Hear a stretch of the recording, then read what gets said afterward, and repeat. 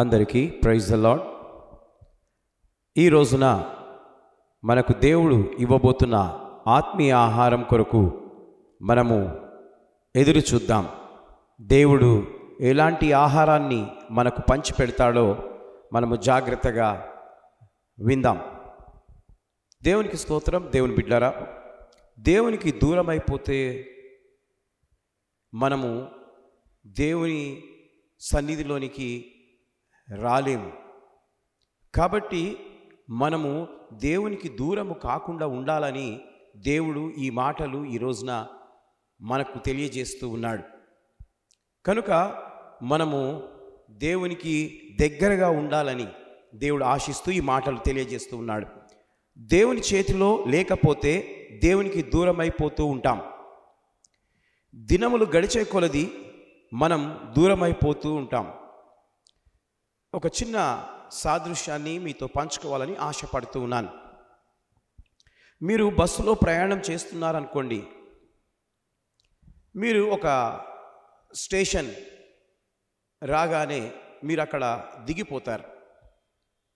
దిగిపోయిన తర్వాత మీరు తిరిగి ఆ బస్సును గమనిస్తూ ఉంటే ఆ బస్సు ఏమైపోతుందండి? తిరిగి అది వేరే ప్రాంతానికి వెళ్ళిపోతూ ఉంటుంది, దూరం అయిపోతుంటుంది. మనము నిక్కి నిక్కి చూసినా కూడా అది దూరము వెళ్ళిపోతూనే ఉంటుంది. అదేవిధంగా మనము ఆత్మలో బలపడ్డ తర్వాత, యేసు ప్రభువును అంగీకరించిన తర్వాత మనము కూడా ఎప్పుడైతే సహవాసానికి రామో, దేవుని యొక్క మందిరానికి రామో, అప్పుడు మన ఆత్మీయ జీవితము దిగజారిపోతూ ఉంటుంది. అప్పుడు మనము దేవునికి దూరం అవుతాం. అప్పుడు మనం ఏం చేయాలి? తిరిగి దేవుని యొక్క దగ్గరికి రావాలి.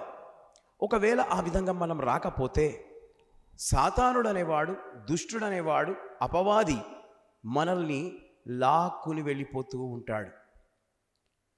మనము ఎంత నిక్కి నిక్కి ఆ యొక్క వ్యక్తి బస్సును చూసినట్లు మనము దేవుణ్ణి చూస్తే కూడా దేవుడు మన నుండి దూరం అయిపోతూ ఉంటాడు. ఎందుకంటే దేవునికి నువ్వు దూరం అయిపోయావు గనుక. దేవుని బిడ్డలారా, ఈరోజు దేవుడు మాట్లాడేది ఏంటంటే, నీవు దేవుని నుండి దూరం కాకుండా జాగ్రత్త పడాలని ప్రభువు కోరుతూ ఈ మాటలు తెలియజేస్తూ ఉన్నాడు. ఈ యొక్క సహవాసం అనేది చాలా ప్రాముఖ్యమైంది. ఆదివారం ఆరాధన తప్పిపోకూడదు.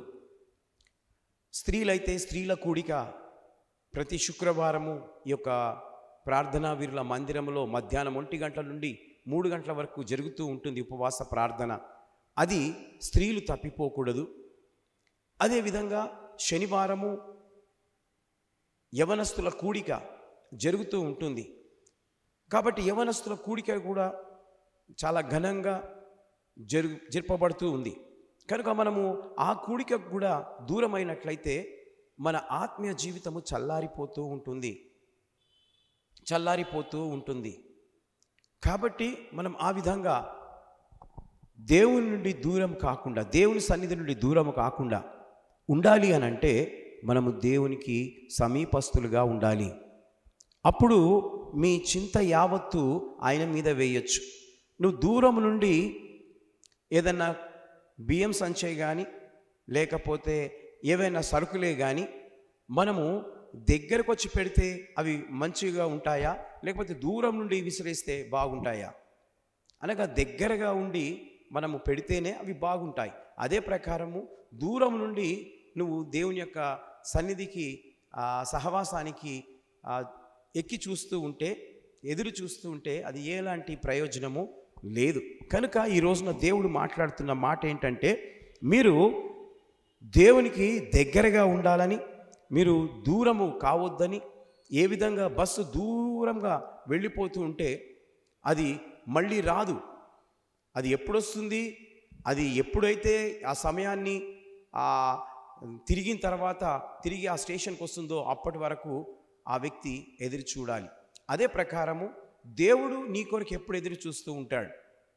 కానీ నువ్వు దేవుని నుండి దూరం కాకుండా జాగ్రత్త పడాలని ప్రభు పేరట ఈ మాటలు తెలియజేస్తూ ముగిస్తున్నాను.